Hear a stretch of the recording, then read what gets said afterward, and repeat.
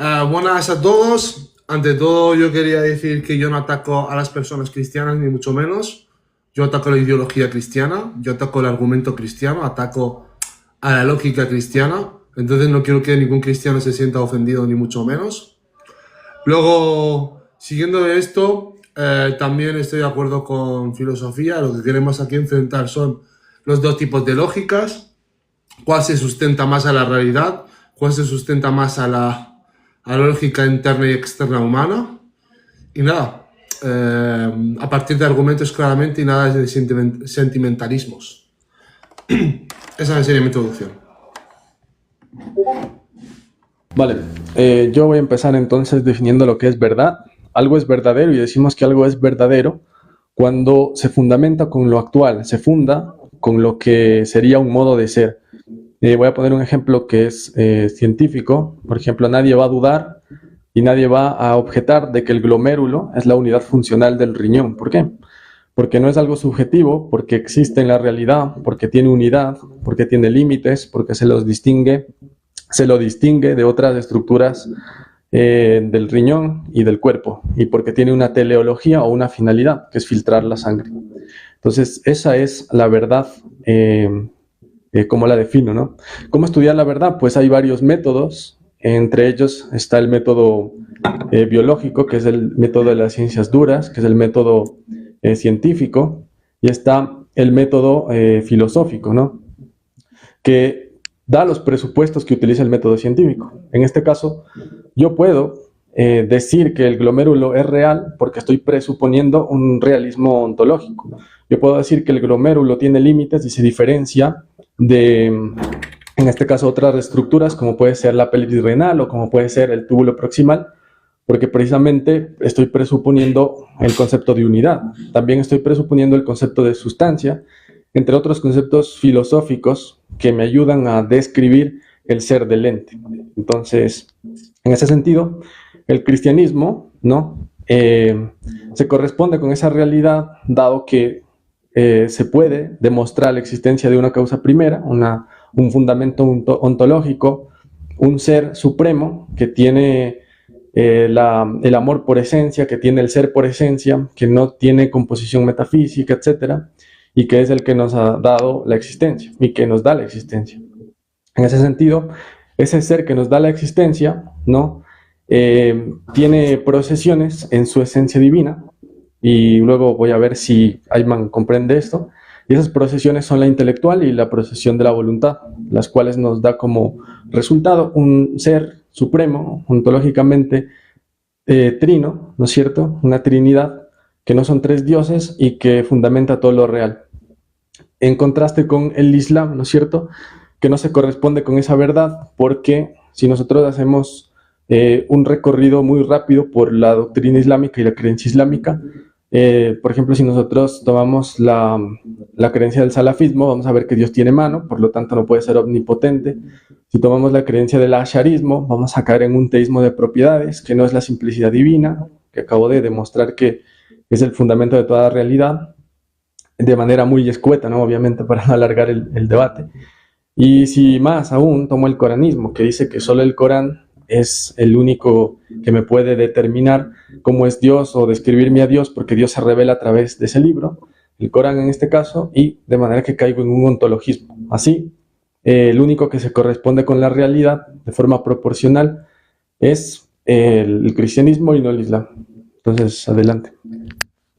Bien, yo a mi introducción, luego claramente te responderé sobre el tema de la verdad y estas cosas, ¿vale? Yo mi introducción va a ser sobre la definición de la palabra persona, ¿vale? Pero ante todo, quiero hablar sobre el método cristiano que usan los cristianos para entender lo que entendemos como el cristianismo, ¿no? Ante todo, los cristianos caen en una rotura cuando su antepasado es el judaísmo y el judaísmo es monoteísta. Y ellos están de acuerdo con el monoteísmo. O sea, dicen que el monoteísmo es la verdad. Pero ¿dónde cae la cosa? Cae la cosa cuando dicen que Jesús es Dios también. Entonces, dicen que son monoteístas, pero al mismo tiempo afirman que Jesús es Dios. Como no sabían qué tipo de herramienta usar para poder intentar explicar esta contradicción de monoteísmo y que Jesús es Dios, usaron lo que yo llamo la carta de la metafísica. Bueno, voy a definir lo que es metafísica y espero que esté de acuerdo conmigo en filosofía. La metafísica es la rama de la filosofía que intenta explicar toda cuestión más allá de la física, ¿no? Como por ejemplo, qué es la realidad, qué es la verdad y qué es muchos tipos de definiciones. Vale, cuando intentamos explicar muchos tipos de definiciones, una de ellas es la palabra persona. ¿Y por qué es más importante la palabra persona que cualquier de las palabras que intentamos definir como la verdad, cualquier cuestión, ¿no? Porque a partir de esta palabra es cuando la Trinidad cae o es verdad. Una de las dos. Bien. Esta palabra tiene un significado antiguo y un significado de ahora, de hoy en día. Antiguamente el significado de persona, ¿vale?, era sustancia individual de naturaleza racional. Esta definición la dio... Espera, os lo digo ahora quién dio esta definición. Esta definición la dio el señor... espera, un segundo, perdón. ¿Dónde está? A ver. Sí. La dio Ceo. Deo o algo así. Ceo, no me acuerdo muy bien el nombre. Boiceo, ese es. Muy bien, muchas gracias. Boiceo. Bien. Boiceo explicó que es del siglo más o menos cuarto o quinto después de Cristo. Lo que dijo es que esta frase, o sea, lo que significa joder, macho.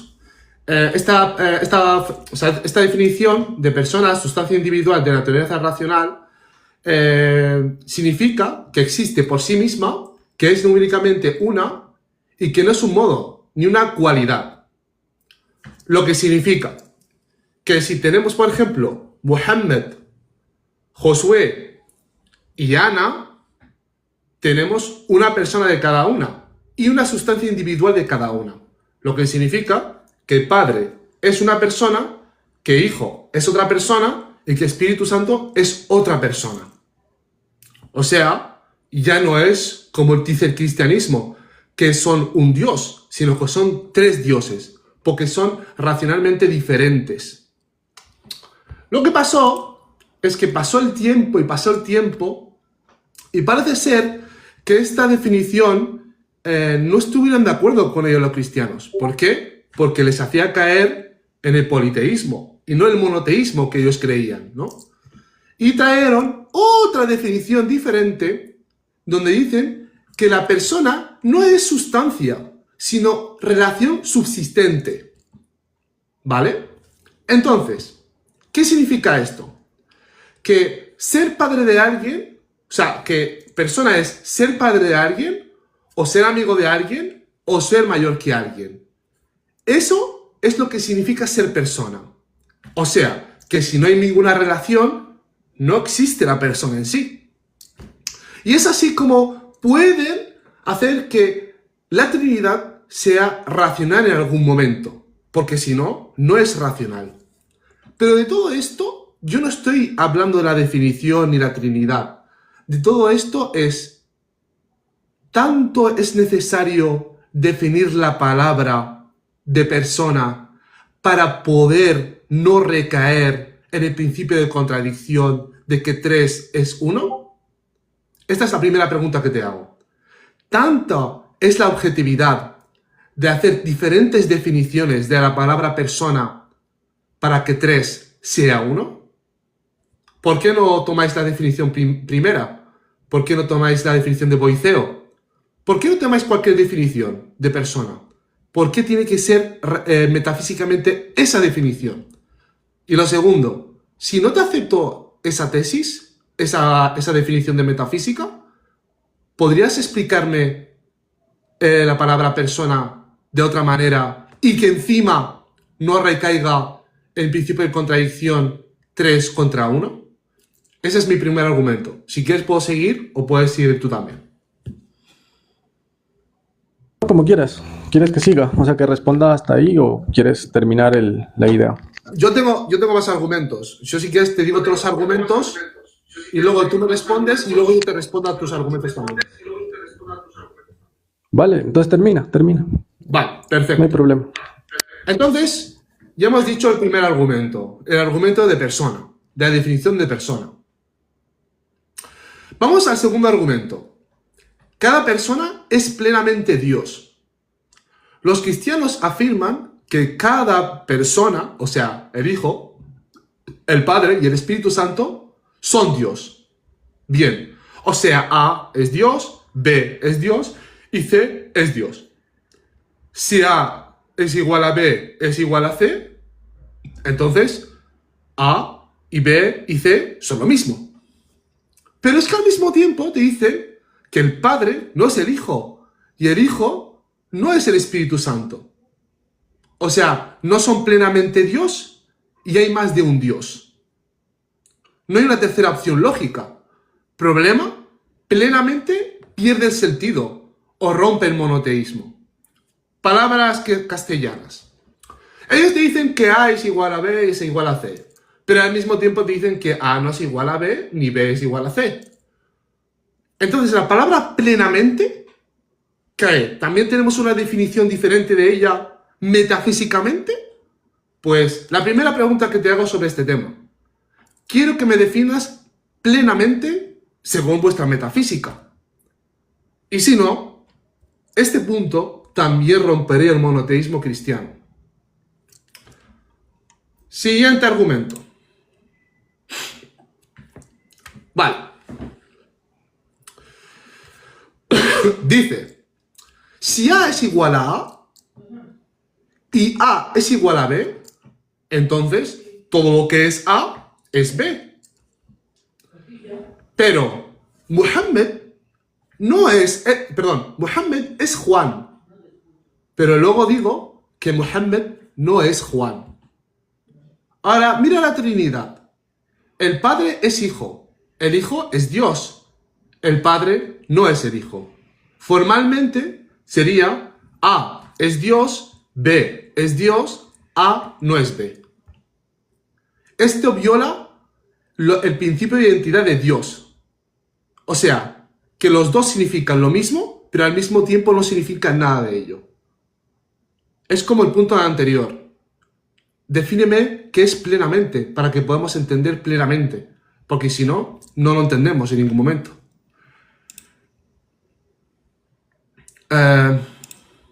Siguiente. Este argumento es más un tema de... no sé si conocéis la navaja de Oca, ¿no? Ese es el tema de la navaja de Oca. Bien.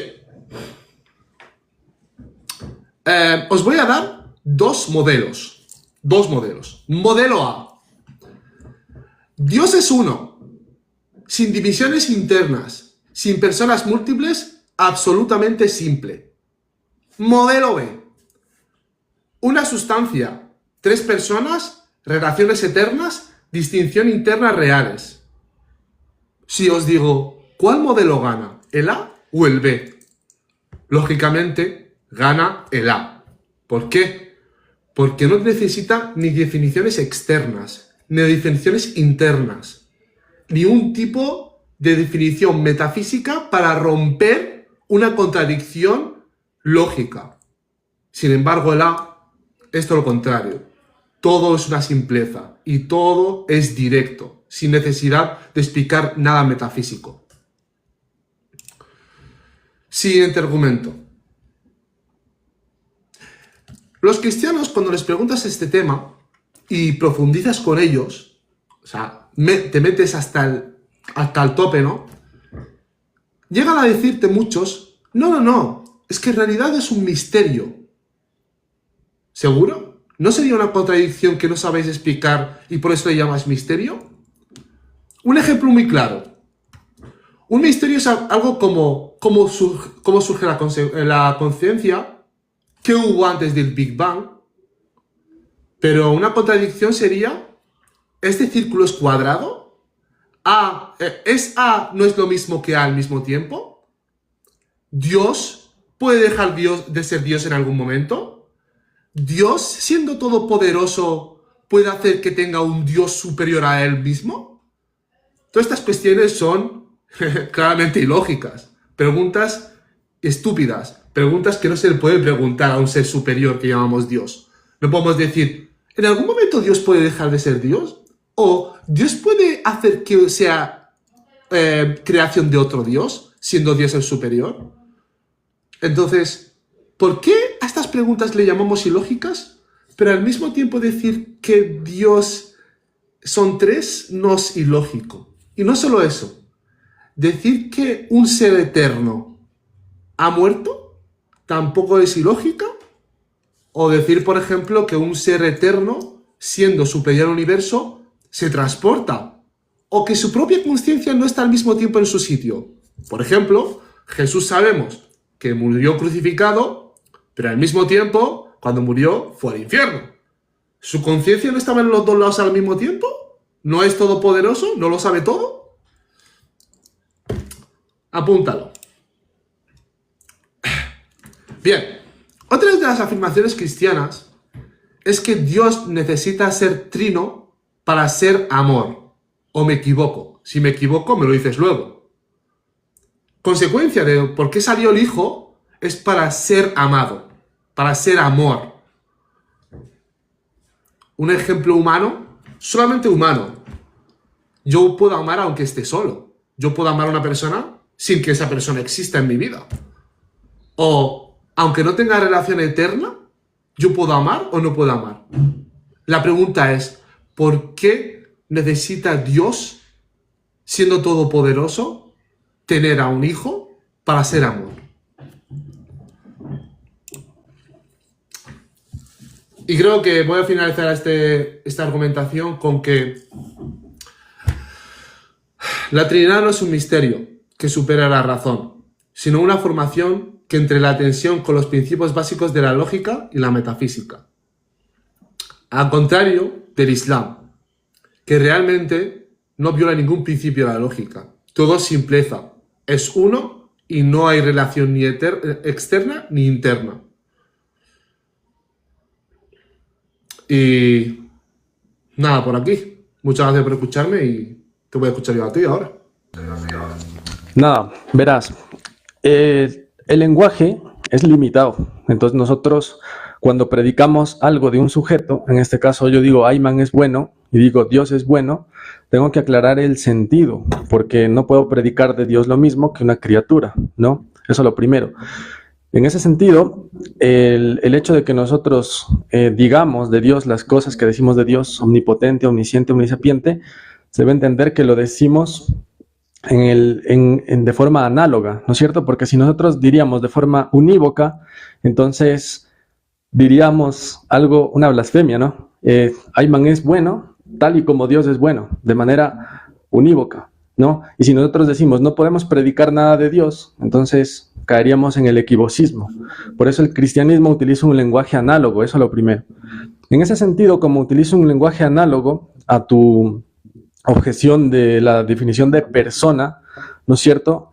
No es que nosotros arbitrariamente cambiamos la definición de persona, por eso mismo, porque cuando nosotros hablamos de persona, sustancia individua, sustancia naturalis rationae, la definición de Boecio del siglo IV, sí estamos hablando de lo real, por ejemplo tú y yo, pero de Dios justamente por la analogía, por el analogicismo en el que nosotros nos sustentamos para hablar de teología, no hablamos de la misma definición, o sea, no es un cambio arbitrario de la definición de persona como sustancia individual. Ahora bien, nosotros utilizamos un lenguaje técnico para no caer en ¿cómo se llama? ¿Cómo sería? Contradicciones, ¿no? Que sea un lenguaje claro, porque ahora sí me toca definir bien lo que es verdad. Para nosotros, la verdad tiene 4 puntos. O sea, la primera es la verdad óntica, la verdad tal cual te viene, el cómo nosotros captamos la realidad a través de los sentidos y luego pasa al cerebro y hacemos una interpretación, ¿no es cierto?, de la realidad. Eso se llama el conocimiento perinoético. Este conocimiento perinoético, ¿no es cierto?, si nosotros decimos que somos realistas ontológicamente hablando, vamos a decir que lo que captamos es real, es decir, sin mucha palabrería, un gato es un felino porque vemos que es un felino. Un gato tiene 4 patas porque vemos que tiene 4 patas. Esta verdad óntica, ¿no?, lo que vemos.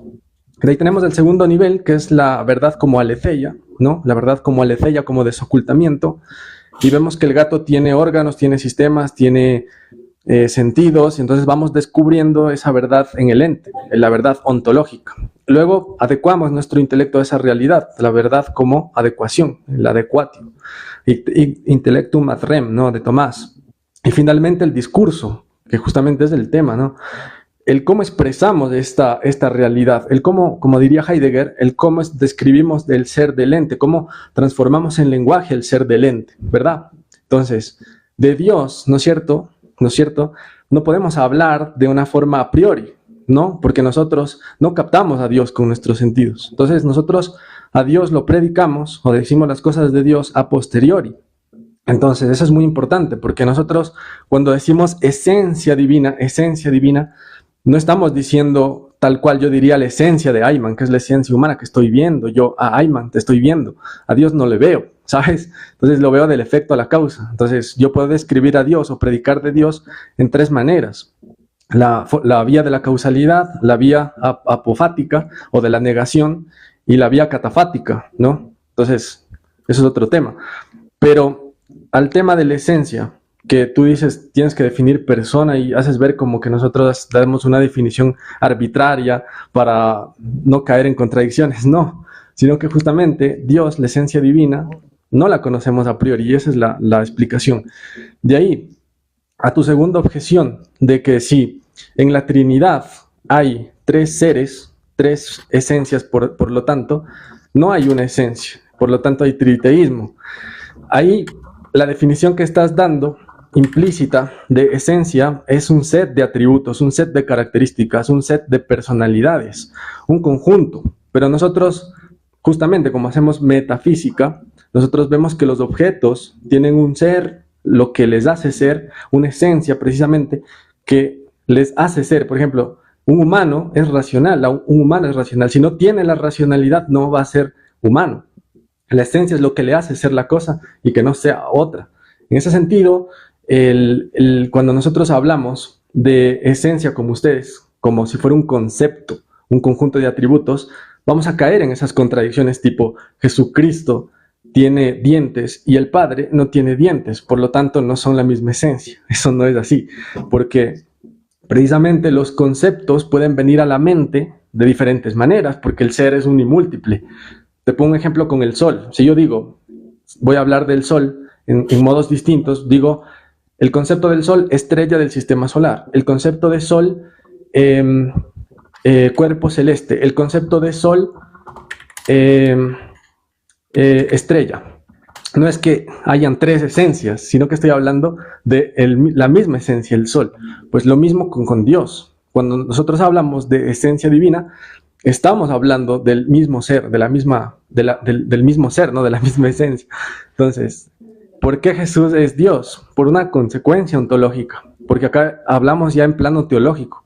Es decir, si Jesús fue concebido, y esto también lo defiende el Corán, de una forma milagrosa en una virgen, y es el Ruhilá, el Ruhu Minhu, el Espíritu de Dios soplado en María, si es justamente el Kalimatullah, la palabra de Dios, de hecho ahí, esas palabras son muy fuertes, y ahí, si nosotros anclamos justamente el lenguaje, el logos, como te había demostrado antes, la verdad ontológica, la describimos gracias a logos, la verdad en el discurso, nosotros no podemos caer en el nominalismo y decir Dios, Jesús simplemente tiene estos títulos, sino que tienen que referir, tienen que denotar algo de la realidad. Y en este caso, cuando denota algo de la realidad, Jesucristo justamente termina siendo Dios, porque si tú dices, no, el espíritu procedente de Dios, ¿no es cierto?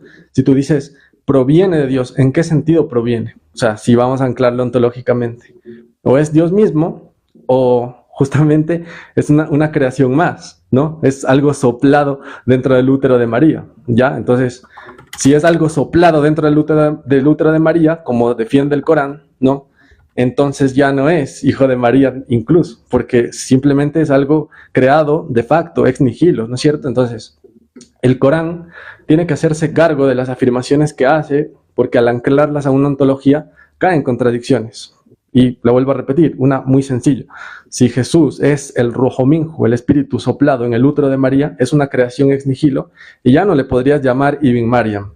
Si Jesús es llamado Mesías, otro ejemplo, entonces Mesías hace referencia en la realidad al cumplimiento de las profecías mesiánicas en el Antiguo Testamento. Luego el Corán no puede decir que el Antiguo Testamento, o la teología islámica no puede decir que el Antiguo Testamento está corrompido, o las cosas que saben decir, no, el tahrif, la corrupción en el sentido de las palabras, y etcétera, etcétera. Entonces, ahí es cuando el cristianismo gana poder, porque sí se hace cargo de las afirmaciones que hace de Cristo.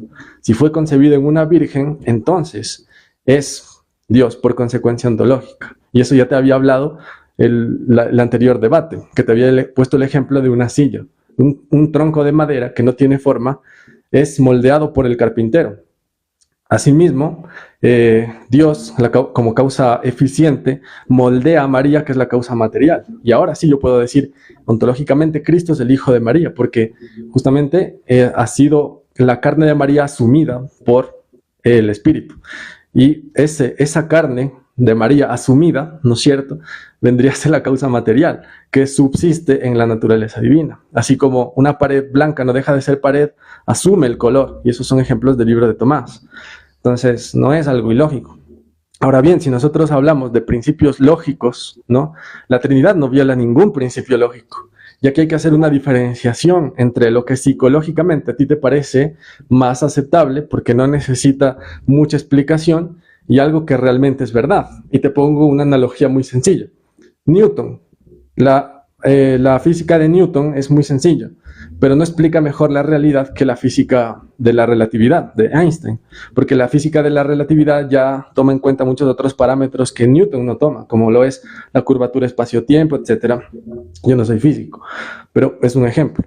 Entonces lo mismo con lo que tú quieres hacer. O sea, está mal usada la navaja de Ogham, que de hecho es un católico, a mucha honra, y un escolástico, Ogham, ¿no es cierto? Y él no dice que la mejor explicación inmediatamente es la verdadera o la explicación más simple, sino él dice que cuando tú explicas algo A, no es necesario añadir B, C, D, E, eso, que no añadas explicaciones más, o sea, que no compliques las cosas. Entonces, realmente el cristianismo es muy sencillo, porque la realidad, que es una y múltiple, por el principio de causalidad proporcional, la causa, o sea, Dios, debe también ser un y múltiple en algún sentido, ¿sabes? Entonces la Trinidad sí resuelve ese problema de lo un y lo múltiple, entonces es muy sencillo. Ahora bien, si no se conocen estas terminologías metafísicas y técnicas, es muy difícil que la persona llegue a entender lo que es el cristianismo. Entonces esa sería mi respuesta. Vale, ¿quieres argumentar algo del Islam? Porque si no, voy a estar solo diciéndote cosas del cristianismo y yo no voy a argumentar nada del Islam, ¿sabes? Del Islam solo has dicho una cosa, es el tema de Jesús. Claro, a ver, yo... O sea, vamos a ver... tú eres coranista, eso confírmame. ¿Eres coranista o ya cambiaste de postura? La lógica cristiana contra la lógica musulmana. Tienes que decirme algo de la lógica musulmana, claramente. Sí, claro, pero tú eres una persona que ha cambiado de postura últimamente o sigues siendo coranista. No, es la misma postura del último debate que tuve. Vale, mira, lo que voy a decir es que el Islam clásico es el Corán, la Sunna, o sea, Mohammed, el Ijma, el consenso de sabios, que lo toman de los Sahaba, de lo que dijeron los Sahaba, y el árabe. Entonces, tú como coranista borras lo que sería Mohammed, la Sunna, y lo que sería los Sahaba. ¿Y por qué lo haces? Porque implícitamente reconoces que hay inconsistencias en lo que decía Mohammed, a pesar de que el Corán dice que Mohammed no hablaba de su propia pasión, sino que hablaba de lo que es revelado. Y en Sahih Muslim encuentras, entre otras cosas, la prohibición del uso industrial del alcohol, la prohibición del uso medicinal del alcohol, algo que es absurdo, porque Sabemos que los medicamentos se hacen con alcohol, por ejemplo la nitroglicerina sublingual que se usa en la angina de pecho, o por ejemplo el uso industrial o incluso el uso en algoritmos médicos como es la toma de la gasometría, que es la sepsia-antisepsia que debes hacer en la piel previo a la punción. Entonces no puedes tú decir como Mohamed dijo, el alcohol no es medicina, ¿sabes? Y sin aclararlo, y también prohibir la fabricación del alcohol. Es absurdo.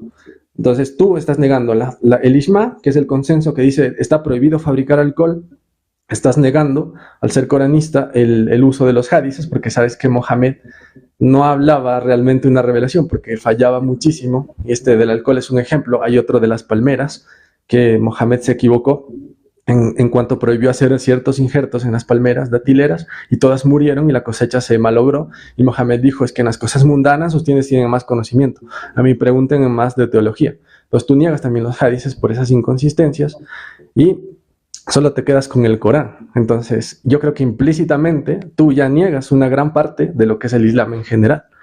Esa sería mi primera objeción. Y mi segunda objeción en este mismo sentido es que no es que la Sunna, al negar la Sunna y el Ijma, el consenso de sabios, o el árabe, vos te libres de lo que el Corán dice realmente, porque los hadices, que tú niegas, por ejemplo, el de Aisha, que tenía 6 años, está en el Corán en Sura 65:4, porque en el árabe justamente dice, Wala ilam yahidna, las que aún no menstruan, y el As-Sabab al-Nusul, que es la contextualización del verso, dice precisamente que los árabes preguntaban por las mujeres que aún no menstruaban. Hay muchos hadices también que hablan de, le llegó a una sagira, se llegó a una sagira, ¿no? En el sentido justamente sexual. Entonces tú no puedes negar, o sea, los hadices, porque dicen cosas como que se permite la esclavitud, como que se permite el matrimonio infantil, como que se prohíbe el uso del alcohol industrial y también medicinal, porque el Corán también afirma precisamente eso, que el alcohol, por ejemplo, es haram y de lo haram no puede haber ninguna cura, etcétera, etcétera. Entonces, realmente no te estás librando de la inconsistencia que tú mismo rechazas al ser coranista. ¿Me explico? Adelante.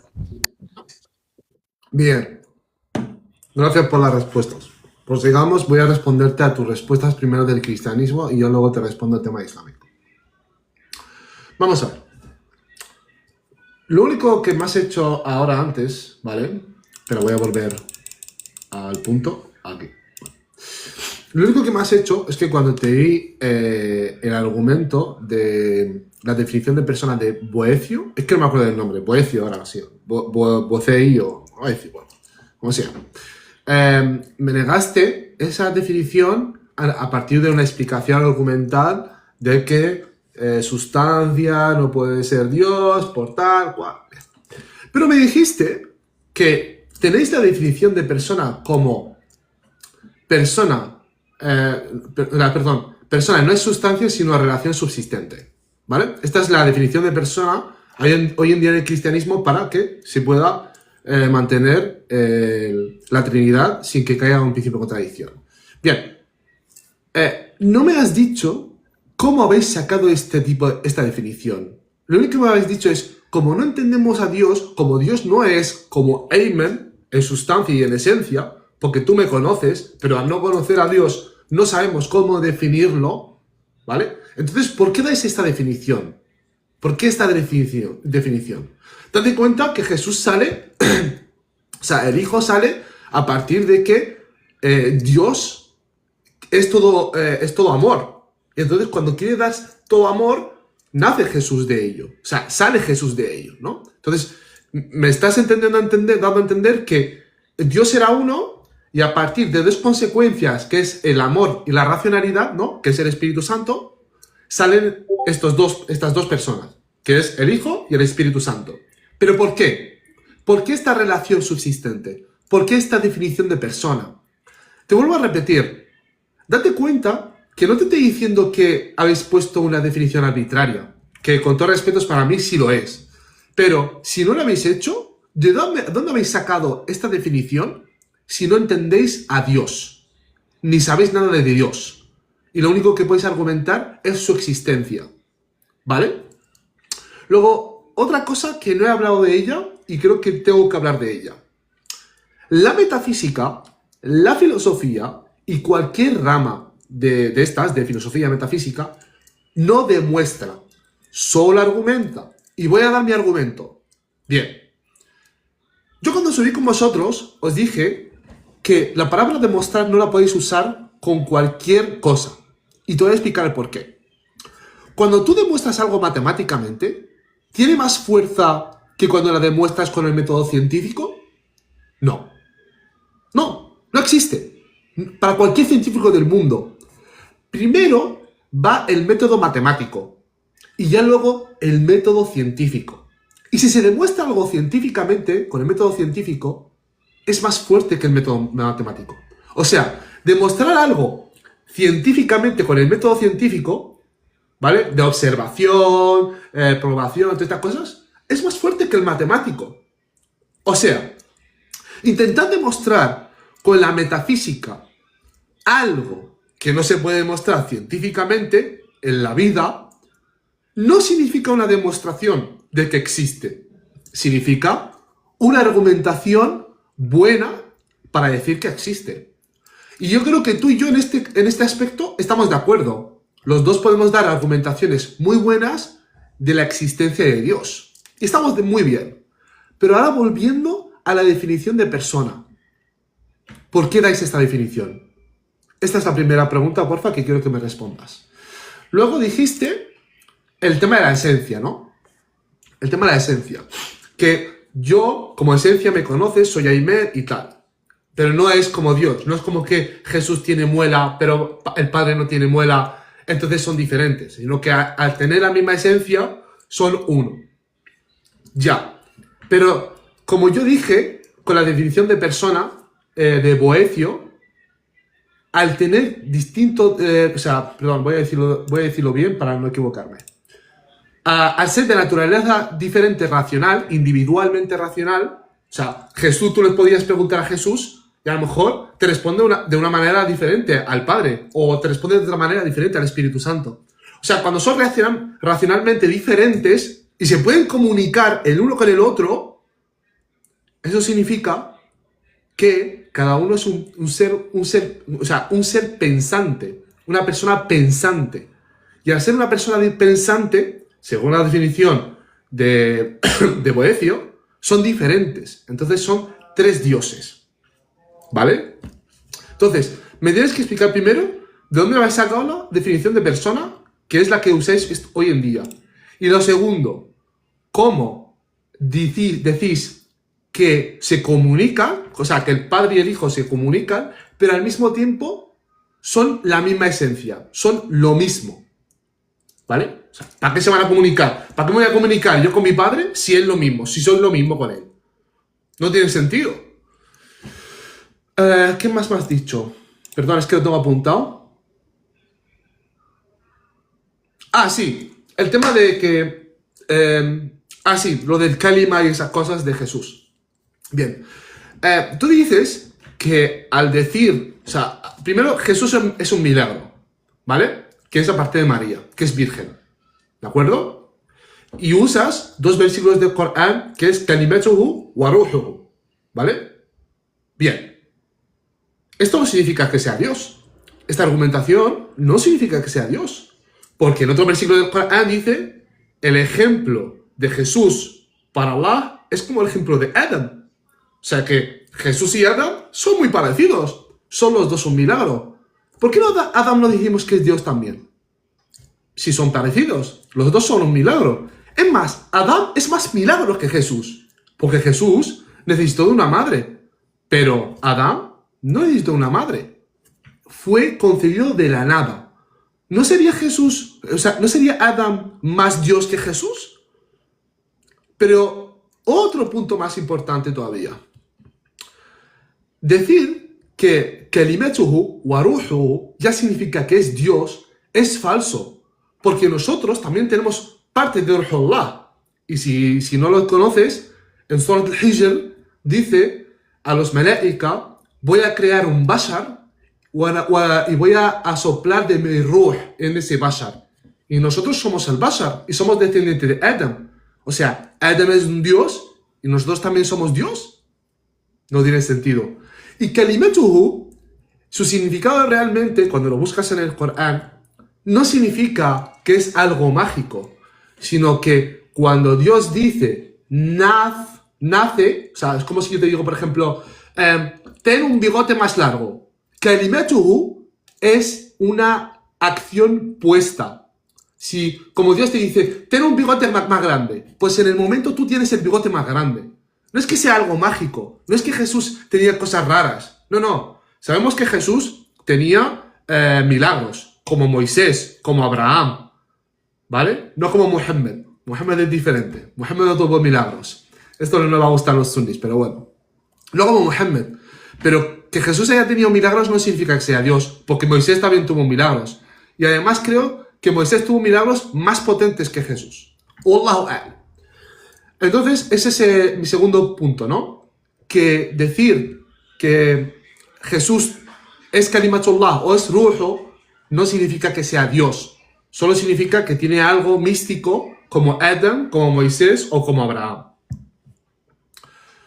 Sí, el siguiente punto, y es el último que me has respondido del cristianismo, aunque yo te he dicho más puntos, pero no me has respondido, si quieres ahora te los digo otra vez, pero rápido. Dices que el cristianismo no hace algo complejo, porque te usé la navaja de Occam, ¿no? Dije que la navaja de Occam decía que no podemos coger algo que es sencillo y acomplejarlo, ¿no? Y te di dos modelos, el modelo A y el modelo B. Pero es que es la realidad. El modelo A, que te lo vuelvo a repetir, dame un segundín. A ver, ¿es este? No. Aquí. El modelo A es Dios es uno, sin divisiones internas, sin personas múltiples y absolutamente simple. El modelo B, una sustancia, tres personas, relaciones eternas, distinción interna reales. Entonces, estamos hablando de una cosa súper simple, sin divisiones ni nada, a una cosa súper compleja que se va complejando y que, como ya hemos dicho, necesitamos definiciones puntuales, y tú has dicho, puntuales, súper estrictas para poder entender la Trinidad. O sea, no se entiende así por la cara. Se necesitan mucho estudio y definiciones muy puntuales. Quería dar una conclusión anterior, que no la di, sobre el cristianismo y el islam, y ahora te respondo del islam. El islam afirma un monoteísmo absoluto. Dios es uno, simple, indivisible y sin distinciones internas. No hay persona múltiple ni relaciones internas eternas. Ejemplo comparativo. Único principio absoluto explica la realidad sin necesidad de subdividir la esencia divina. Sin embargo, a nivel cristiano, se sustenta si cogemos las definiciones cristianas. Yo no digo que no. Si cogemos las definiciones que dais y los puntos que dais para entender la Trinidad, se puede sustituir lógicamente.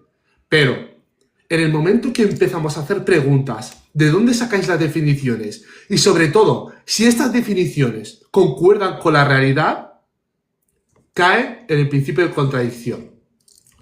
Y ahora ya te respondo sobre el tema del Islam que me preguntaste. ¿Vale? Bien.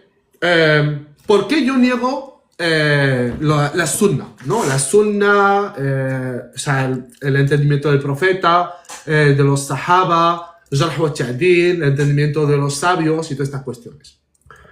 Pues yo la niego por una cuestión muy simple y muy sencilla. Porque el Corán es un mensaje para la humanidad, no para el profeta Muhammad, no para los sahaba, no para los sabios del Islam, es para la humanidad. Yo perfectamente creo que un español que acaba de ser musulmán hace 2 años y que ha aprendido a leer árabe puede entender el Corán mucho mejor que yo, porque el Corán no va de saber hablar árabe o entender el árabe a la perfección, sino que el Corán va de una persona que realmente en su corazón quiere investigar el Corán. Eso es el Corán. Por ejemplo, cuestiones como que has dicho que la Sunna afirma que Aisha se casó con 6 años con el profeta y que el Surah Talaq, el versículo 4, lo afirma. Eso es completamente falso. ¿Por qué? Lo primero de todo es que Surah Talaq significa divorcio. Sura del divorcio.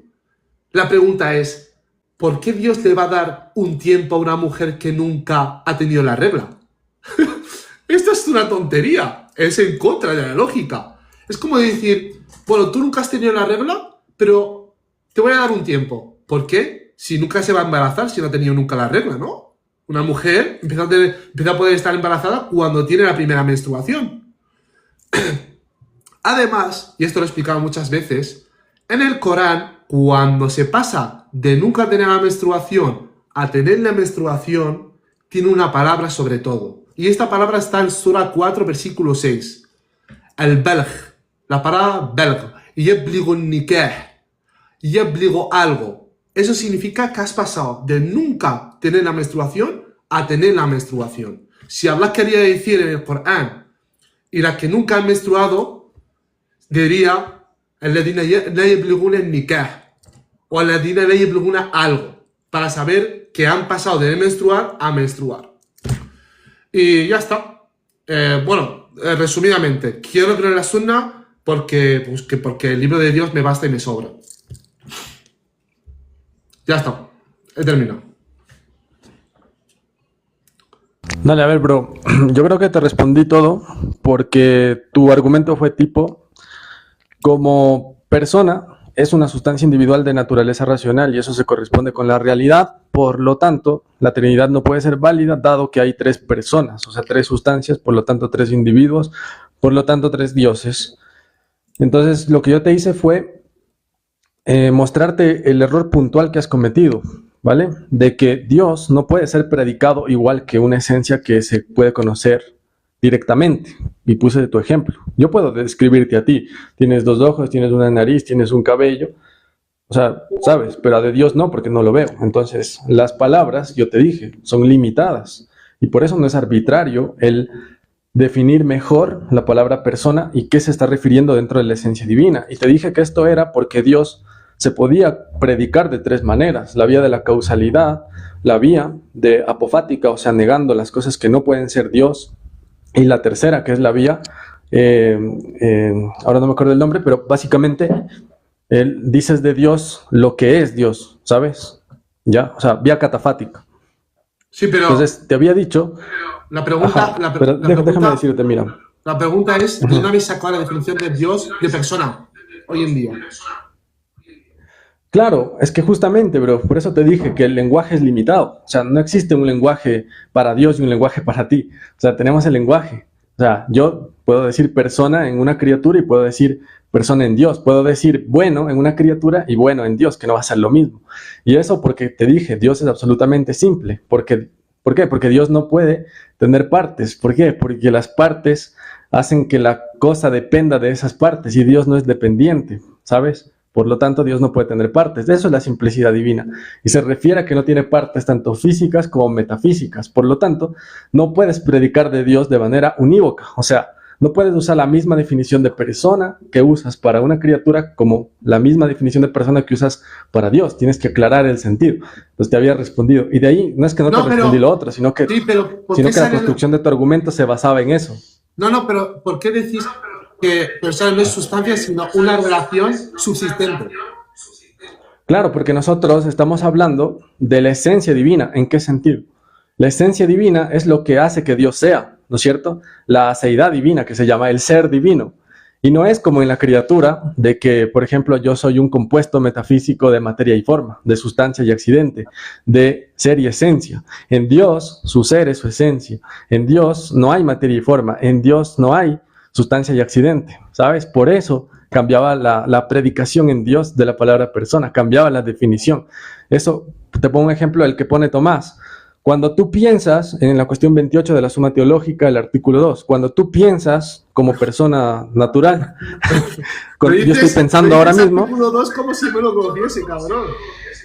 Mira, cuando vos piensas, tu pensar, ¿no es cierto? Tu pensar no eres tú mismo, sino que tu pensar es aparte, ¿sabes? Es como que yo capto, ¿no es cierto? Capto este cuaderno que está aquí y la forma del cuaderno de alguna manera llega a mi cerebro, la imagen mental que yo genero del cuaderno, pero no soy yo, es la imagen mental del cuaderno.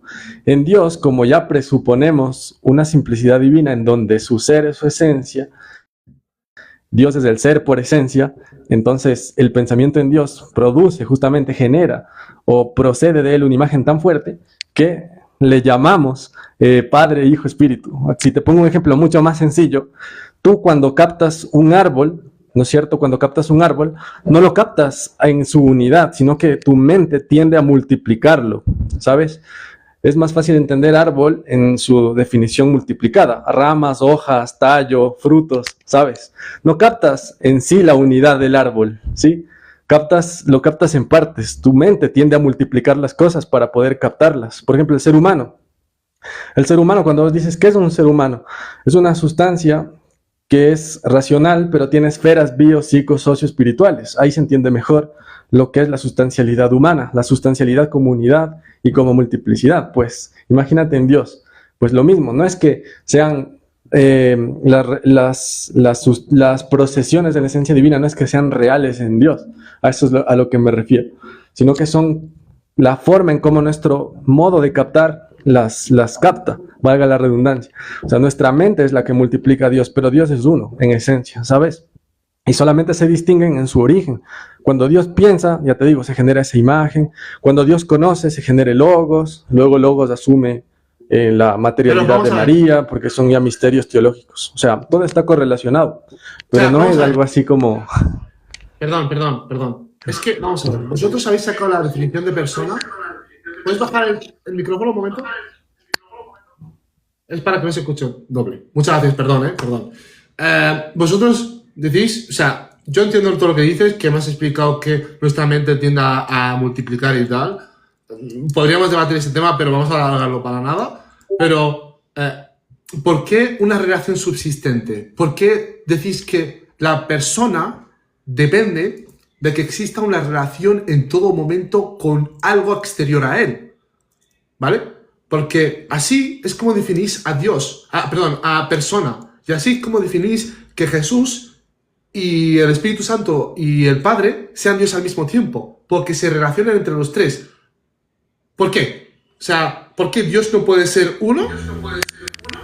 Perdón. ¿Puedes apagar, por favor? Un momento, perdón. ¿Por qué Dios no puede ser uno y que sea subsistente? O sea, no es todopoderoso para que sea uno. O sea, que el Padre, el Hijo y el Espíritu Santo sean lo mismo, al mismo tiempo, como persona, como una persona y una misma esencia, que es lo que afirmamos los musulmanes, y al mismo tiempo tenga amor y tenga racionalidad, y sobre todo se relacione con él mismo. Porque es así, ¿no? Al ser todopoderoso. Sí. El problema es que esa postura islámica se llama ontologismo, ¿sabes? Lo que tú estás haciendo se llama ontologismo. O sea, tú no predicas la esencia divina. O sea, limitas a la razón humana, la limitas a que no pueda conocer, no pueda predicar lo que es la esencia divina. O sea, tú pones un límite arbitrario al decir, ¿por qué mejor no decimos hasta Dios es uno y no sabemos nada de su esencia? El cristianismo lo que hace es, por razón podemos conocer la esencia divina, por razón podemos decir que el ser, ¿no es cierto?, el ser máximo piensa y actúa. Hay dos procesiones en su esencia, por lógica, por razón, ¿sabes? En cambio tú caes en un ontologismo. No sería más sencillo no decir nada acerca de la esencia divina, poniéndote un límite arbitrario en la razón. Y pero eso es algo que Tomás de Aquino, eso es algo que Tomás de Aquino, para el que le interese, refuta totalmente en la Suma contra Gentiles, desde el capítulo 10 al 13. Porque el Islam cae en un tradicionalismo y en un ontologismo, para el que le interese. Y lo segundo, que habías dicho tú sobre el Ruh Minhu de Jesús, justamente, bro, mira, yo sé que el Corán, por ejemplo, dice que sopló o insufló el Ruh en Adam, ¿no es cierto? También yo sé que precisamente dice que nosotros tenemos un Ruh que fue arrancado de la espalda de Adam, Sura 772, y que fue puesto en nuestros cuerpos, ¿no es cierto? Más o menos. Entonces, hay dos objeciones que yo tengo. Esos dos razonamientos son parte del tafsir de Ibn Kathir que hace sobre algunos versos. O sea, este argumento que tú me das es de hecho el Ijma. Entonces, si eres coranista, no deberías hacer ese... ¿Pero por qué no? Porque ya o rechazas una o rechazas todo. Espera, déjame decirte. Pero déjame decirte. Vale, pero déjame terminar. Para mí, o sea, o rechazas todo el Ijma o no puede ser así como coger una parte y otra no. Tendrías que explicarlo desde el propio Corán. Y si el Corán, por ejemplo, dice que Jesús es un espíritu procedente de Dios, tienes que solo con el Corán o con la razón explicar el cómo puede ser Jesús el espíritu procedente de Dios. O sea, es una procesión ad intra, es una procesión ad extra, es una encarnación, y eso sí lo responde el cristianismo. Ese era mi argumento, ¿sabes? Y lo otro, que Jesucristo, ¿no es cierto? Los musulmanes sunitas al menos suelen decir es que Kalimatullah se refiere a que fue creado con la palabra. Y otra vez, si es creado con la palabra, entonces es un ser creado ex nihilo, ya no sería Isa ibn Maryam. Entonces estamos hablando ontológicamente de otro Jesús que no tiene nada que ver con el Jesús cristiano, ¿sabes? Entonces tienen un problema ahí bastante grave, bastante corto ontológicamente. Y sobre el otro que tú dijiste de lo de Oham, Oham es católico, sí. Entonces cuando él dice que una explicación, justamente, no porque sea más sencilla, no porque sea más simple, es verdadera automáticamente, ese es un mal uso, una mal cita de Oham. Oham dice que no añadas otra explicación B a una explicación A que es suficiente para el evento. Y en este caso, te había puesto una analogía de que Newton, la física newtoniana, no contempla lo que es la curvatura espacio-tiempo, algo que sí hace la relatividad, y por lo tanto la relatividad, aunque más compleja, sí que explica mejor los fenómenos físicos. Entonces, no es que simplemente, porque si no, aplicando la misma lógica que mal citado a Oham, yo tendría que decir que la física newtoniana explica mejor que la física de Einstein, y no es así. Entonces, lo mismo con la Trinidad, no porque justamente sea más complejo, que tengas que estudiar más, o porque sea más difícil, significa que sea más falsa, o que el Islam, justamente como te expliqué, que solamente diga no digas nada por razón de la esencia divina, lo dejamos hasta ahí y no nos preocupamos, significa que sea más simple y que sea verdadera, sino que justamente es un ontologismo que te impide conocer la esencia divina, te impide conocer a Dios. Y sobre el argumento del amor que se llama, ¿no es cierto?, de las relaciones subsistentes y las relaciones que tiene el Padre, el Hijo y el Espíritu entre ellos, eso no se refiere al amor físico, o sea, al amor dopaminérgico, al amor que surge como sentimiento. Amor ahí se refiere a la intercomunicación, o sea, se refiere a la autodonación que da Dios, ¿sabes? O sea, Dios como ser máximo es el que da el ser, el que comunica el ser, el que crea, ¿no es cierto? Entonces debe tener esas relaciones internas. Entonces, por ejemplo, Avicena llega a este problema, ¿sabes? No es que Avicena no lo pensó, sino que él llega a este problema. Y si tú lees la parte donde él dice el wajib al-wujub ad-datihi, el ser que tiene la existencia por esencia, dice, ¿no?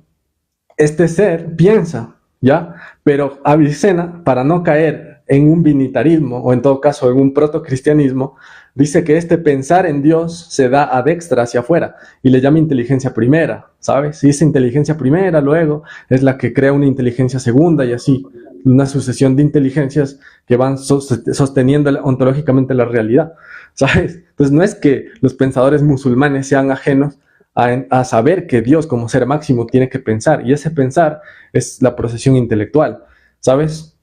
Luego, claro, nosotros como cosmovisión cristiana lo que tenemos es una convergencia hacia lo teológico, que está sustentado en lo filosófico. Y ahí es cuando vos ves que la Biblia te revela algo que la razón no alcanza a ver. Por ejemplo, que ese logos es Cristo, ¿sabes? Eso no podría saberlo si es que no se revela. Pero justamente, si nosotros hablamos de que Cristo, ¿no es cierto?, es asumido, ¿no? Es una hipóstasis, mejor dicho, y tú me dijiste qué palabra es subsistir, qué significa subsistir ahí. Obviamente ahí subsistir es preciso hacer una aclaración etimológica, viene de subyecto, ¿no es cierto?, que subyace debajo, o sea, el alma y el cuerpo de Cristo subyace a él en la esencia divina, por lo tanto, en la persona de Cristo, por consecución ontológica es Dios. O sea, son términos que sí, para un debate tan corto no alcanzas a explicarlos así detalladamente, ¿no? Pero vamos a hacer un intercambio más fluido para que la gente no se aburra tanto, ¿vale? Sí, yo quería decir, ante todo, porque estoy viendo muchos comentarios de gente inútil. Vamos a ver, personajes.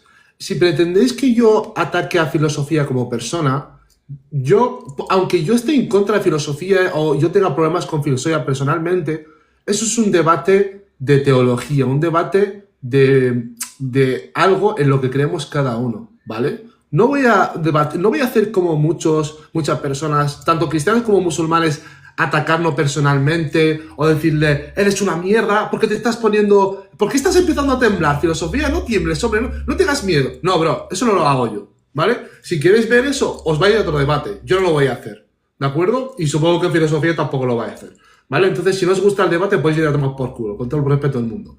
Vale, sigamos con todo lo que estamos hablando. Ante todo, es que hay un punto que se me olvidó decirte a nivel islámico, que el otro día lo dije y la gente se quedó flipando. Históricamente, se sabe que Jesús fue crucificado, ¿verdad? Históricamente, estamos hablando históricamente. Y vosotros decís que los musulmanes negamos eso, ¿vale? Pero voy a hablar hasta... Claro, pero claro, o sea, tú eres coranista, bro. O sea, nosotros decimos los musulmanes, el credo islámico, porque hay gente que no, obviamente. Voy a hablar a nivel sunni. Voy a hacerme ahora el sunni. Un momento, ¿vale? Voy a hacerme el sunni. Es que a nivel sunni tampoco niega eso. Tampoco niega que históricamente Jesús fue crucificado. ¿Por qué? Porque lo que ellos dicen es que hubo una persona que se parecía a Jesús que históricamente fue crucificado. Entonces, si las personas vieron que Jesús fue crucificado, es porque históricamente sí dice el Islam que hubo una persona que fue crucificada. Pero no fue Jesús realmente. Fue una persona que Allah hizo que se pareciese a él. Es que muchos musulmanes directamente ni piensan. Cuando uséis este argumento vosotros contra ellos, cuando usáis el argumento de que el cristianismo y la historia defiende que Jesús fue crucificado, el Islam también lo defiende, solo que dice que no es Jesús el verdadero, sino que es una persona que Allah hizo que se pareciese a Jesús. Entonces este argumento, espero que la gente, tanto musulmana como cristiana, ya no lo use más, porque ya no tiene nada que ver. Sigamos con nuestro debate. A ver, una cosa, Ayman, solo date cuenta de una cosa, porque mira lo que estás diciendo. En el método histórico, donde todas las fuentes aseguran que Cristo fue crucificado y que no hubo un reemplazo y que nadie dijo nada acerca de que Cristo fue intercambiado en la cruz, de repente, historiográficamente hablando, viene un libro o un hombre 600 años después a decir que hubo un cambio, una sustitución. O sea, eso históricamente es inconsistente igual. O sea, no es que escapas del argumento de que Cristo en la realidad fue crucificado. No es que escapas, sino que de hecho lo empeoras, incluso teológicamente. Porque teológicamente Dios vendría a ser un gran engañador, porque hizo que muchos hombres murieran por la causa de Cristo, ¿no es cierto? Hizo que muchos hombres escribieran sobre Cristo, y cuando una religión está súper bien definida, súper bien hecha, que incluso estamos hablando ya siglo VI, donde ya se combatió el arrianismo, el docetismo, el modalismo, el monofisismo y otras herejías. Justo ahí manda un hombre que dice, no, Cristo fue sustituido, y sin ninguna prueba, sin ningún milagro, como tú mismo acabas de decir. Entonces te metes en un lío mucho más severo, el hecho de negar la crucifixión de Cristo. Yo cuando era musulmán, yo aceptaba la crucifixión de Cristo, pero no por los romanos, por los judíos, por ejemplo. Lo leía esos versos en contexto y estaba hablando de los judíos. Yo decía, el judío, al-Yahuda, como sujeto, ellos afirmaron, le crucificamos y matamos al Mesías, pero ellos, o sea, los judíos, no le mataron ni lo crucificaron, dejando el propio Corán una especie de que tú con la historia puedas probar y decir, bueno, en todo caso fueron los romanos, no los judíos. Yo tenía esa salida, porque negar justamente una ciencia que tiene una metodología que comprueba que Jesucristo fue crucificado es una locura, hermano. De hecho, Mohamed Hijab, cuando habló con Bar Ehrman, y Bar Ehrman, el historiador, le dijo, es una locura negar la crucifixión de Cristo, él se quedó flipando, ¿sabes? Se quedó flipando, entonces, no sé. Bueno, a mí, con todo respeto, me parece más locura decir que Dios fue crucificado. Pero bueno, al margen de esto, si yo hablo a nivel coranista, es otro método. Porque yo sí pienso que Jesús estuvo en la cruz.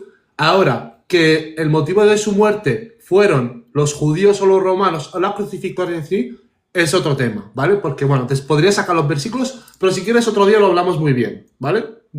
Yo solo quería decir que para los musulmanes sunníes sí que hubo una persona crucificada, sí que visualmente hubo una persona crucificada, pero que no era Jesús. Y decir también que hubo un intercambio, realmente el intercambio no se tendría que haber visualizado históricamente. Porque históricamente no lo visualizó nadie, el cambio, ¿no? Fue un cambio repentino entre unas personas en concreto que eran seguidores de Jesús. Pero bueno, a todo esto quiero decir que tanto a nivel islámico, como a nivel historiográfico, como a nivel cristiano, sí hubo una persona en la cruz. Y esa persona, tanto si fuese Jesús como si se parecía a Jesús, pero sí hubo en la cruz una persona. Siguiendo del debate, porque estamos debatiendo, aunque se me ha olvidado todo, joder, macho. Esto pues pasa por no apuntar. Dame un segundín, porfa, tío. Esto es que lo tengo apuntado por aquí. A ver. ¿Te parece? Es que como tienes que ir a 9:30, ¿verdad? O sea, sí, tienes unos 20 minutos, ponle, para que ya se Vale. acabe. ¿Te parece si damos conclusiones y otro día a ver si tienes más tiempo y hacemos un debate más largo y más conciso? Dale, dale. Sí, sí, porque ahora ya sabes, tengo que ir a cenar con mi mujer, ¿verdad? Sí, hoy es noche de San Valentín. Lo que pasa es que hay que hacer las cosas por la mañana, no por la noche, chaval. Hay que ser inteligente. Yo lo hice ya todo por la mañana y ya me estoy tranquilo ya. Sí, y su mujer es marroquí, chavales. Imaginaos. Bueno, a todo esto. Bueno, no quiero dar personal cosas tuyas. Pero bueno, esto lo has dicho tú mismo, ¿eh? Conclusiones. Para un siguiente debate, para un posible siguiente debate, podemos seguir hablando de muchos temas. Me parece todo muy interesante. Ya he dicho, yo no vengo a atacar a ningún cristiano, vengo a atacar la ideología cristiana y la lógica cristiana. Conclusiones que me llevo realmente, con un sentido muy pésame, todavía no me llevo una definición. O sea, me llevo una definición de persona, pero también no me surge de dónde sacan la definición de persona en una realidad que vemos hoy en día. Pienso que los cristianos, a partir de sus definiciones metafísicas específicas, sí es subsistente su lógica, pero sin embargo, si yo ahora mismo le digo a filosofía, las definiciones que me das metafísicamente no te las acepto menos que existe Dios. Entonces, no sabría por dónde entrarme. Pienso que la navaja de Occam todavía les está dando muy fuerte. ¿Por qué? Porque él me ha dicho que, tú imagínate que Newton dio una simpleza de todo. O sea, me dio una explicación muy simple de todo. Pero que Einstein fue el que hizo que todo evolucionase. Ya, pero es que si la explicación de Einstein tuviese un montón de contradicciones, que tendría que dar definiciones muy específicas de puntos muy específicos, tendría que explicar un montón de cosas para que luego su teoría de la relatividad tuviese sentido, tendríamos un problema y cogeríamos mejor el mundo de ver de Newton, ¿sabes? Eso es lo que dice la navaja de Occam. Si, por ejemplo, yo cojo el cristianismo y el islam, y el cristianismo dice, nosotros somos monoteístas, pero es que Jesús es Dios, y para demostrar esto, tengo que darte definiciones, metafísica, filosofía, cuestión, y así lo vas a entender. Ya, pero es que el Islam no te dice, te doy esto y esto. El Islam te dice, es esto y esto. Simple. Newton dijo, es esto y esto. Einstein dijo, es esto y esto. Y no hacía falta definiciones rarísimas. Son definiciones que sacó de Newton. Es verdad que Newton se equivocó en algunas cosas, pero Einstein las rectificó y la pudo arreglar. ¿Vale? Pero Einstein luego también se equivocó en un montón de cosas. Y los físicos de hoy en día lo están arreglando y están evolucionando. Entonces, la navaja de Occam para mí todavía os está dando. Como he dicho, la definición de persona todavía no sé dónde la habéis sacado. La definición de esencia te la podía comprar, pero podría haber mucho más definiciones. La navaja de Occam todavía os da. Y hay, por ejemplo, no me has explicado el tema de plenamente, la definición de la palabra plenamente, porque antes te dije, Dios es plenamente humano, pero al mismo tiempo plenamente Dios. O sea, Jesús es plenamente humano, pero al mismo tiempo plenamente Dios. No me has explicado qué significa plenamente a nivel metafísico en cristianismo, ¿sabes? Es un punto que necesito que me expliques otro día o cuando quieras. Y por último, y esto es muy importante explicarlo, que yo no coja de la sunna, no significa que para mí todos los sabios eran falsos, ¿vale? El punto este de Jesús que hemos estado hablando, no lo cogí de ninguno de los sabios. Es algo que yo leí en el Corán, Allah me lo explica en el Corán y lo cogí. Ahora, que coincida o que no coincida con lo que dijo algún sabio del Islam, ni fu ni fa. Yo no digo que todos los sabios del Islam eran falsos y unos cabrones, y no. Por ejemplo, Shafi'i solo aceptó 17 hadith. Y cuando le preguntaron por qué aceptaste solo 17 hadith, dijo que todos los otros contradicían el Corán. Y yo estoy de acuerdo con él. Pero sin embargo, luego hizo una cosa súper brutal en contra del Corán. ¿Entiendes? Entonces, yo no digo que todos los sabios lo han hecho mal durante toda la historia. Yo estoy diciendo que para evolucionar a nivel religioso hay que leer todas las fuentes y coger la más lógica, y si ninguna es lógica, intentar entenderlo tú mismo. Pero tanto en el Islam, como en el cristianismo, como en todos los lados. Y nada, muchísimas gracias por estar con nosotros aquí y punto más. Vale, no te vayas hasta yo dar mi conclusión para que le escuche. No, Cierto, es verdad, eso sí me olvidé. Plenamente es para evitar decir que Jesús es 100% hombre y 100% Dios, ¿sabes? Porque ahí caeríamos en un docetismo. Entonces, para evitar herejías y denotar que en la realidad la persona de Cristo tiene dos naturalezas que no se mezclan, que no se interponen, que no se sustituyen, ¿sabes? Es que se dice plenamente, ¿sabes? Simplemente eso. O sea, plenamente ahí significa que el credo niceno, que Cristo como persona no tiene mezcla ni superposición de sus naturalezas divina y humana. Simplemente eso. De ahí, como conclusiones, si Dios es el ser máximo y este ser máximo es absolutamente simple, es decir, que no tiene partes ni físicas ni metafísicas, y que además lo podemos conocer a posteriori, y además nuestro lenguaje es limitado para predicar las cosas y para no caer en el univocismo de decir yo, Josué, soy bueno y Dios también es bueno, y no decir que yo estoy diciendo lo mismo que Dios, que soy lo mismo que Dios. Entonces las palabras sí que cambian el significado porque denotan otra cosa en Dios.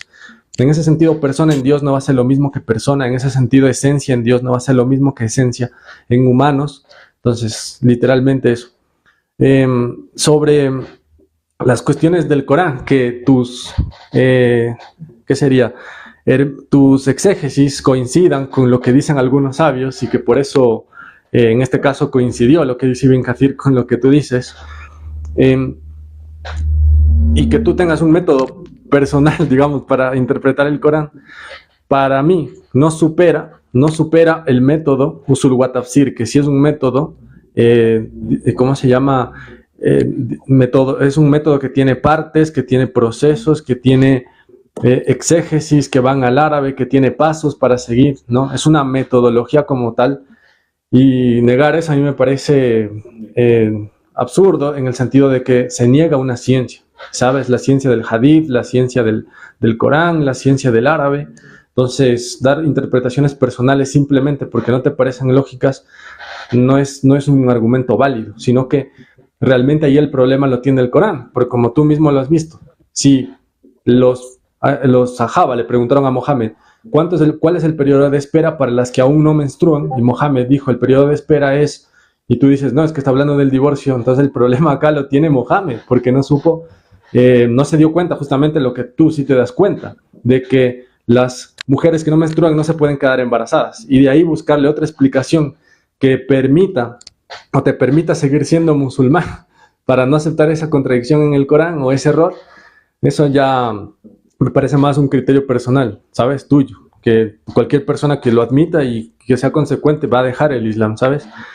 Eso, y de ahí para concluir, las objeciones yo las puedo responder, ¿no? De una mejor manera, de una manera más amplia, poniendo fuentes, poniendo dibujos, de una manera más didáctica incluso, y más concreta, porque acá sí es verdad, estamos debatiendo tú y yo, y la gente como que se pierde, entra, sale, no hay una continuidad en el debate, hablamos de muchos temas, Entonces, yo la verdad, mira, lo que a mí me interesa más, que quede claro, no es hacerte quedar mal a ti como persona, ni nada, sino explicar el credo cristiano. Eso es lo que a mí me interesa y que se demuestre, ¿no?, que el cristianismo es superior. En todo caso, voy a subir todo el debate en mi canal de YouTube para el que quiera tomarlo, ¿no es cierto?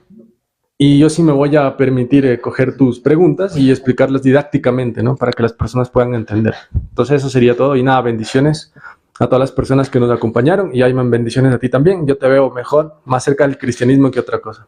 Así que no. Bueno, ¿qué iba a decirte? La verdad es que yo no soy de las personas que ahora mismo estoy muy recurrente en TikTok, ¿vale? Tengo una vida personal mucho más larga que antes. Antes, claro, antes no tenía tanta cosa que hacer, pues hacía un directo cada tarde. Pero sí, lo que me gustaría es debatir más el cristianismo, ¿no? Voy a dejar más un poquito la sunna y el tema de tal, porque es que ya me he demostrado a mí mismo que ya eso yo ya lo tengo súper clarísimo, ¿no? Y quiero debatir más el tema del cristianismo y profundizarme más por mero hecho de conocimiento y porque también tengo familia cristiana. Tengo mis primos que son cristianos. Mis primos son ecuatorianos cristianos, para que flipes. Sí, wallah, mis primos son ecuatorianos cristianos. Y bueno, es por ¿Cómo, cómo así ecuatorianos? Mi padre es ecuatoriano. ¿De dónde son ellos? ¿De qué parte? Su madre es ecuatoriana y su padre marroquí, mi tío. Ah, vale. Sí. Y bueno, son cristianos porque, bueno, pues son cristianos y ellos decidirán lo que quieran ser siempre, ¿sabes? Yo no voy a desvivirlos. La cuestión es que, claro, pues quiero saberlo y quiero entenderlo bien y para hablar con mis primos. Son todavía pequeños, pero para hablar con ellos. Vale, bro, no te preocupes. Mira, yo soy muy abierto en ese sentido. Yo también, sabes, mi esposa es, o sea, sus padres son de, ¿cómo se llama esta ciudad? De Tánger. Y nada, también tengo familia musulmana, entonces sí, también tengo esos diálogos. Y no, a mí, yo encantado, si te logro explicar el cristianismo, ¿sabes? Voy a darle ahí con todo lo que pueda, o sea, hasta donde pueda, hasta donde dé didácticamente las cosas. Lo que quería puntualizar es el método que me dijiste que a lo mejor mi método no es absurdo, ¿no?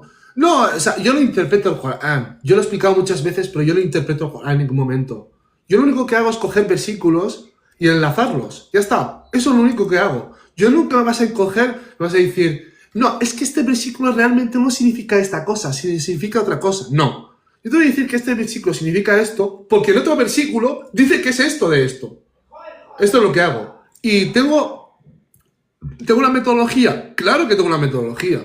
La metodología es ver el contexto, ver lo que significa la palabra en ese contexto y ver y juntar los versículos que tienen que ver con lo mismo. Por ejemplo, los versículos de Adán, juntar los versículos de Adán, ver en qué contexto vienen y ver qué significa cada palabra. Ya está. Yo no interpreto nada.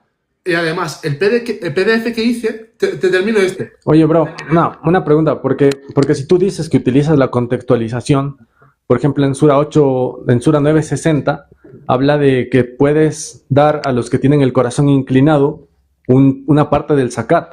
Y la contextualización es que porque los líderes omeyas de la época recibían, ¿cómo se llama?, esa parte del zakat para cambiar su perspectiva del Islam. Y de hecho tienes una confesión, no me acuerdo el nombre, pero es Bin Umayya, que dice, el profeta me caía tan mal, pero como me pagaba el zakat, y cambió mi perspectiva hacia él, o sea, me siguió pagando el zakat hasta que yo cambié mi perspectiva hacia él y se convirtió de la persona más odiada a la persona más amada. Tafsir ibn Kathir. Y contextualizando ese verso, te das cuenta de que el Corán te permite sobornar a la gente para que cambie la percepción del Islam. O sea, ¿qué método exactamente utilizas tú? Porque esa sería el Sabab al-Nuzul, la contextualización. Líderes tribales como este señor que se llama Bin Salul, que prostituía a las mujeres, ¿no?, y sus hijos las vendía en el mercado de esclavas, y se reveló la ley de...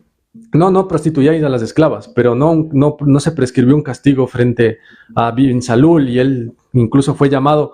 No lo maten porque es mi compañero. O sea, ¿por qué? Porque él tenía mucho poder entre las tribus de Hadrash. ¿sabes? Y de Aus, en Medina. Entonces, si vos contextualizas el Corán, te das cuenta de que vas a encontrar cosas muy graves, como la permisibilidad, perdón, del soborno, como el hacerte amigo o alianzas con gente que es detestable, como Bin Salul. O sea, contextualizando el Corán incluso es mucho peor, ¿sabes? Pues no sé a qué te refieres con contextualizar. ¿Cuál es el versículo? ¿Cuál es el versículo? Creo que es 860 o 960, ¿vale? Vale, Más seguro es 960. vale, pues lo apunto y veo el versículo y si quieres en el siguiente debate te lo Y el contesto. otro, ajá, y el otro es 2433. 2433. Surat Nur. Esta sura es un poquito compleja porque... Bueno, esta sura Allah la obligó, pero al mismo tiempo los sunnis dicen que hay versículos que están abrogados. Bueno, pues ya está. Y eso más. Fíjate justo lo que acabas de decir. Que si vos abrogas el Corán, esa cuestión, entonces el Corán deja de ser la ética universal. O sea, ahora cambia según las circunstancias. Porque antes te prescribía una cosa, por ejemplo, Sura 4:15, te dice que a la fahisha la encierras en la casa hasta que muera. Pero luego, eso es muy cruel, entonces revela otra ley ya de que solo le des azotes. ¿Sabes? Entonces, esa ya cambia por las circunstancias. O sea, como que no tenía claro Mohammed cuál es la conducta que debía prescribir, ¿sabes? Es un problema ese también. Bueno, el Yo judaísmo le veo que mejor te salgas del Islam ya, bro. Pero en el cristianismo y el judaísmo también pasa eso. Antes había unas leyes y luego hubo otras leyes, ¿no? No, pero en el cristianismo lo que cambia es la ley judicial, las lex judiciales. Lo que no cambia es la lex naturalis, la ley natural, el nomos, que habla Cristo en erganeseos anoian, que no son cumplidores de la ley, en griego, que son los que no cumplen la ley natural. O sea, eso no va a cambiar, la ley natural no va a cambiar, ¿sabes? Y la ley positiva que se desprende de la ley natural tampoco. Un ejemplo, el ojo ve, esa es la ley natural. La ley positiva es que yo te diga, no utilices mucho el celular porque te vas a quedar ciego. Esa es una ley positiva que se desprende de la ley natural. Pero la ley judicial, prohibir usar los ojos, por ejemplo, ¿sabes? Es algo impuesto que es para control político y cosas. O sea, eso hay que diferenciar en el cristianismo. En cambio, en el Islam no hay una ley natural, no hay, solamente hay una ley ritual y una ley judicial. Por ejemplo, el alcohol es haram, que en el uso industrial hablo, ¿no? O por ejemplo, casarse con niños es halal, ¿sabes? Bueno, no hay una ley natural ahí. Este punto se me olvidó responderte, tío. Joder, qué tantos puntos. El tema del alcohol, eso es mentira de que es haram en el Corán. En ningún momento el alcohol dice que es haram. Sí, bro, o sea, en el hadith dice que un hombre llamado Tariq. El hadith, pero eso es parte del juicio que hacen los ulemas. El Corán, además, que tú dijiste que... además, no es alcohol, es hamar. Es cualquier cuestión que te hace pues no estar en tus cabales, ¿no? El alcohol se le podría decir azúcar o alcohol, ¿no? Pero... Oye, una cosa, pero si hamar, por ejemplo, es todo intoxicante, los neurofármacos son hamar. Por eso, ¿cómo trato yo las enfermedades? Pero es que por eso. ¿Cómo trato las enfermedades? En el Corán hay un versículo muy claro que dice que hay cosas buenas y hay cosas malas del hamar. Y tú cuando te vas a hacer operaciones... Tú necesitas meterte hamar para no estar consciente de lo que te está pasando. Sí, pero justamente ahí sí haces Bab al-Nuzul, que es contextualizar. Él no prohibió no estaba hablando del uso médico, está hablando de lo que lucras. Olvídate Sabab al-Nuzul. Lo que estamos hablando es si Allah hizo haram al-hamar. En ningún versículo Allah hizo haram al-hamar. Solo dice que hace cosas más malas que buenas. Y eso lo vemos en la sociedad. La gente bebe más alcohol... Perdón, deja que termine. La gente bebe más alcohol, fuma, hace más cosas malas con el hammer que hacer cosas buenas, que fármacos, que ir a hacerse operaciones y cosas así. ¿Entiendes? Claro, pero yo te digo que ese es el entendimiento tuyo sobre el hammer, porque ya estás viendo las cosas en la realidad. Mohamed lo prohibió para que no lucren con el hammer, ¿sabes? Por algo económico, no por algo médico. ¿sabes? Antes existían plantas para los dolores y eso es hammer.